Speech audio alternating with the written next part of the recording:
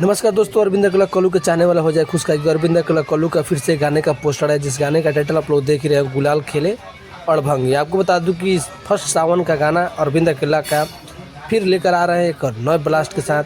अपन माटी से आप सबको बता दूं कि ये गाने का टाइटल आप लोग देख ही रहे हैं, गुलाल खेले अड़भंगी। इस गाने को गाए हैं अरविंद अकेला कल्लू की आवाज़ में, आप सबके बीच में यानी कल सुबह 6 बजे सुनने को मिलेगा। आप सब जाइए अपन माटी पर, इस गाने को यूट्यूब चैनल पर सुनिए।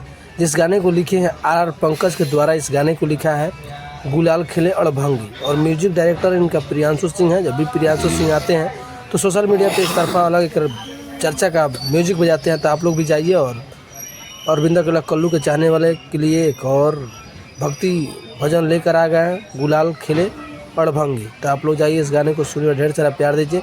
इसी तरह का वीडियो देखने के लिए भोजपुरी प्लेटफॉर्म चैनल को सब्सक्राइब करें, ताकि भोजपुरी में ऐसा न्यूज़ सुनने के लिए आप सबसे पहले इस चैनल पर दोबारा सुन सकते हैं।